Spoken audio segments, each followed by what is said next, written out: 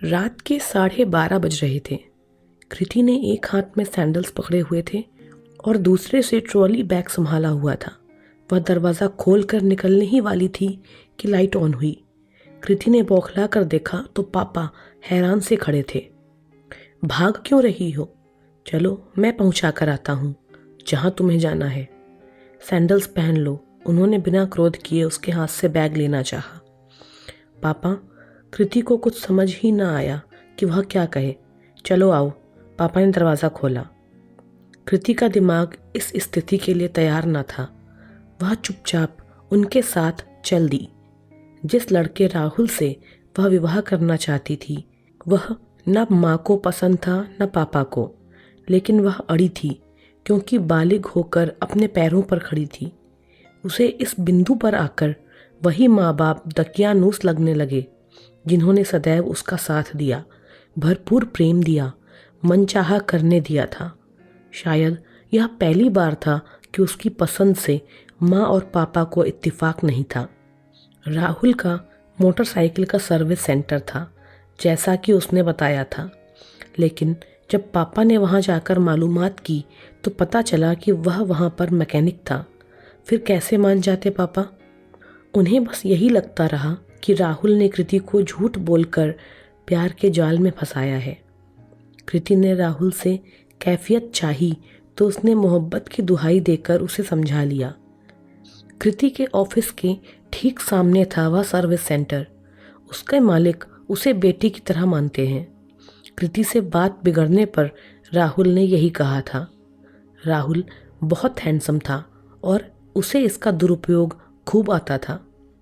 Main gate खुलने की आवाज़ से कृति के विचारों को झटका लगा। बाहर सड़क पर बहुत कम रोशनी थी। कहाँ जाना है? पापा ने पूछा तो कृति ने थोड़ी दूर स्थित बस स्टॉप की ओर इशारा किया।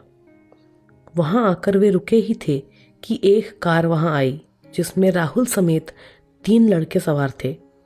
कृति चौंकी क्योंकि आना तो सिर्फ राहुल को था, अपनी मोटरसाइकिल से उसे घर ले जाने के लिए।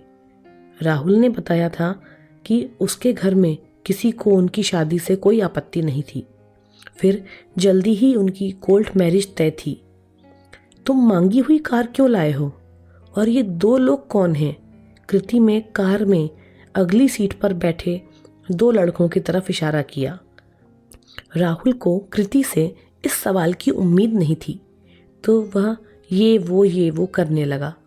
इससे कृति को शक हो गया और उसने उनके साथ जाने से इनकार कर दिया। इस पर राहुल ने उसे कार में खींचने की कोशिश की और अगली सीट पर बैठा एक लड़का आकर उसे भीतर ढकेलने लगा। ये सब देखकर भौचक्के के पापा ने खुद को संभाला और उस लड़के को जोरदार धक्का दिया जिससे वह सड़क पर जा गिरा। फिर उन्होंने कृति को कंधे से पकड़कर पीछे खींच लिया। कार सवार घबरा गए और अपने साथी को छोड़कर ही भाग गए। सड़क पर गिरा लड़का उठकर उनके पीछे भाग लिया। कृति अपनी गलती महसूस करके फपकने लगी। पापा ने उसके कंधे पर हाथ रखा और दोनों घर की ओर आने लगे।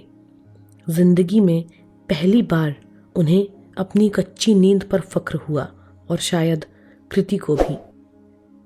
दोस्तों, आपको यह कहानी कैसी लगी हमें कमेंट करके ज़रूर बताएं। यदि कहानी अच्छी लगी हो तो कहानी को लाइक व शेयर भी करें। धन्यवाद।